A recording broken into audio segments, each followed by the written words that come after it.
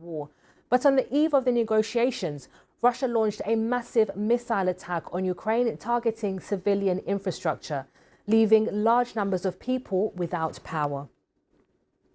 Mr. Zelensky said Russia's strikes, despite agreeing an energy truce with the US, show that its word cannot be trusted. He has called for more pressure on Moscow to make it negotiate for peace instead of pushing Ukraine to surrender. Our Ukraine correspondent James Waterhouse gave us his analysis ahead of the talks. I think, last week Donald Trump did say that he had convinced Vladimir Putin to pause the aerial assaults he inflicts on Ukraine. And the Kremlin agreed, saying it wanted to set the best conditions for peace. But as far as President Zelensky is concerned and his population, this pause we saw in drone attacks on Ukraine with freezing temperatures, yes, it did last the agreed week. But Ukraine is adamant that Russia used it as an opportunity to replenish its ammunition stockpiles. And you just need to look at the numbers around this last strike 24 hours or so ago. More than 50 ballistic missiles, 450 drones, knocking out power stations, leaving thousands of homes without power. And it was interesting seeing Donald Trump asked about this in the Oval Office, and he reflected the continuing US strategy here. He did not condemn Russia. He pointed to the agreement that was honored as he saw it. And once again, we will see senior Russian and Ukrainian delegations today meet in Abu Dhabi with the ever-present Steve Witkoff, the senior US envoy there as well, a close friend of Donald Trump. And it is not clear, it is no more clear as to where an area of compromise could be reached that could lead to any kind of pause in fighting. And give us the areas that they're expected to be discussing today.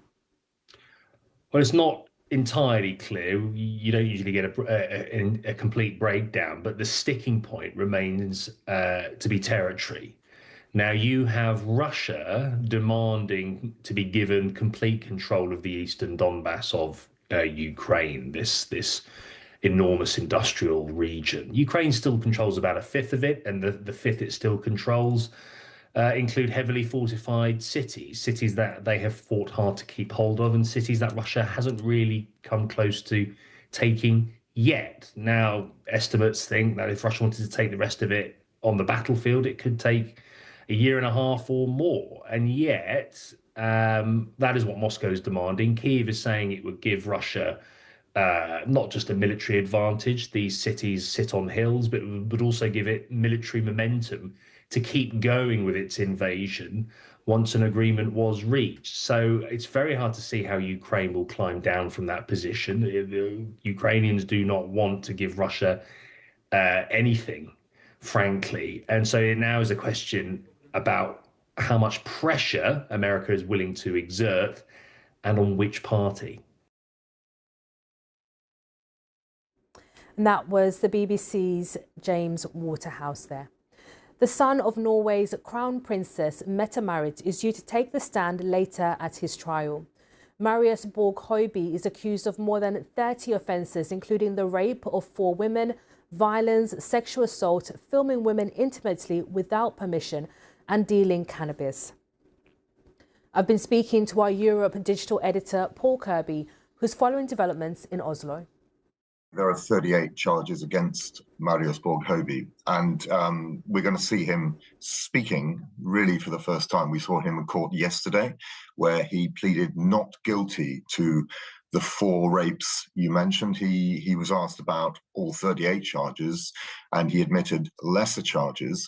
So what we're going to find out, we hope today, is when he takes the stand, it'll be after the first witness has stopped giving her evidence. She is the first alleged victim of a rape, and that allegedly took place in 2018. And Marius Borg Høiby will be asked about that. And we expect, because we've heard from his defense counsel already, we expect him to explain why he believes it was not rape, why he believes it was consented to. And that is part of the issue here. The whole trial is about consent. Norway's rape laws are very strict in terms of consent. So 4 of the charges that revolve around rape. Not to explain too much about it, but the first rape charge involves sex. The other 3 involve groping. And if you're found guilty of any of those, you could go to jail for several years.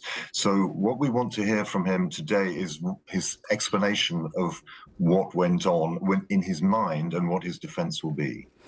Today is the second day of this trial. How's it being viewed there in Norway, and what impact is it having on the royal family there? There's a lot happening with the royal family at the moment. They're frankly subject to a lot of criticism, a lot of publicity right now, and unwanted publicity. It's important to say that Marius Borg-Høby is not actually a member of the royal family. The royal household is made up of 5 people, but Marius Borg-Høby himself is not a public figure. He's the son of Crown Princess Mette-Marit, but he was born 4 years before she got married. She was a commoner. She got married to the Crown Prince. So in that sense, the palace is very anxious to make clear that he is not a public figure. He never was. And when you look at him in court, it's very interesting because he's a very ordinary young man of 29. He's blonde. He was wearing a very, very ordinary brown sweater. Then he took that off and he was wearing a plain white T-shirt. And I think the part of the evidence that the defense will provide is this is not a public figure. This is a very ordinary young man who's just been caught up in the party scene. And frankly, they will argue that the 4 victims of rape did not even realize they were raped until police came forward with videos that they had found on his phone. The BBC's Paul Kirby there in Oslo, and of course, will continue to follow developments in Norway for us and bring us the latest on that. Here, the government is launching a 10-year plan to improve the diagnosis and treatment of cancer in England. Ministers are pledging that far more patients will survive for 5 years or longer by a decade's time. Charities have welcomed the move, but some experts have expressed concern about whether the targets are realistic. Chloe Hayward reports. Hello, Mr. How are you? Starting the journey. Okay. Getting diagnosed is always the first step for any cancer pathway. I can't see any abnormality here. It's all within normal limits. For Sarah, here on the Isle of Wight, it's the all clear today. But for many others, early diagnosis is vital. St Mary's has recently invested in new diagnostic facilities, a focus that matches the government's new ambitions.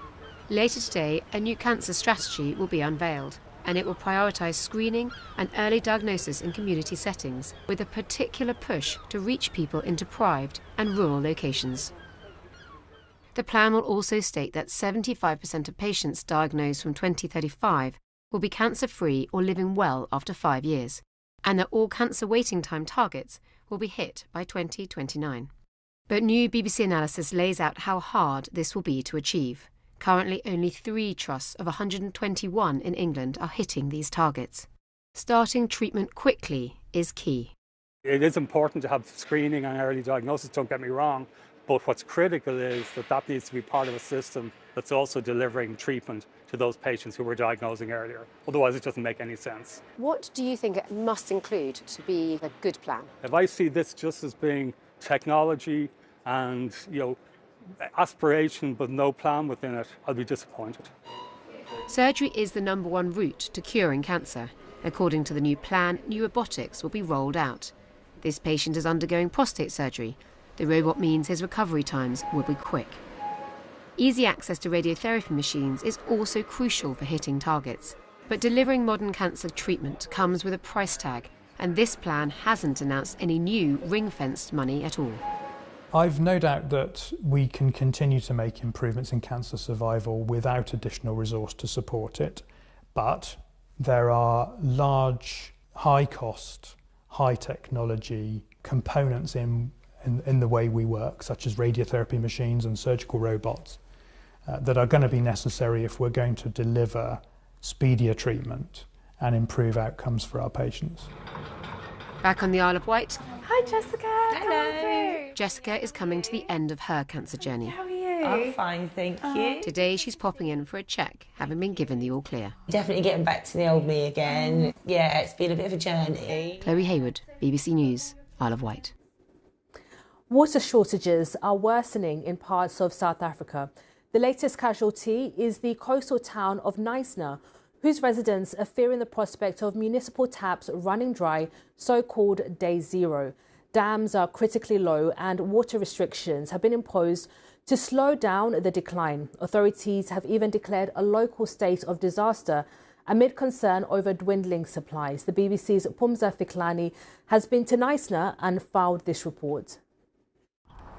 Idyllic and tranquil are some of the words used to describe the coastal town of Knysna. It's popular with international visitors, but beneath the pretty veneer, the town's water system is on the brink. We are at Akerkloof, one of the town's main storage dams. It was the super low water levels here that sparked panic and warnings of a Day Zero. You see, at this level, you're looking at less than 20 days of water reserves. It's a crisis that's sponsored both by nature through a localized drought, plus years of poor maintenance of the town's aging infrastructure. Knysna loses up to 56% of its drinkable water through pipes that have not been upgraded for over 30 years. This retirement village in recent months had a taste of what a town without water would look like, when a fault at a local municipal plant left the elderly residents without any for 10 days. This prompted owner Franco de Grandes to invest in a backup water supply. We need water in the apartments. We need water when people are bedridden in nappies, and without water we cannot function. We put in 3 10,000-litre tanks, so we've had to install pumps so that we could continuously feed the buildings with water. This latest crisis has led to a scramble for funds from the national government and promises of solutions. In the long term, we are looking at water reuse, and also we are looking at building an extra dam. Some experts are warning that without proper planning, more towns could face similar trouble in the coming years. Back in Knysna, local NGOs like Gift of the Givers have stepped in, transporting thousands of litres of water from private boreholes to boost municipal reserves, and even delivering directly to those often worst affected. In Khayelitsha Township, irregular water supply is already a painful norm. I'm an old woman and struggle to walk, but I am forced to carry a bucket to where the municipal buses park. The residents say the Day Zero anxiety has at least brought attention to their daily struggle. Phumza Fihlani, BBC News, Knysna. Cuba says it's registered a record low of 0 degrees Celsius, the first time freezing point has been marked in the country.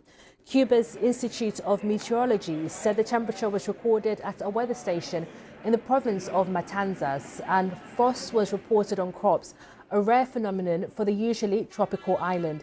It said temperatures of less than 10 degrees were recorded at 32 weather stations.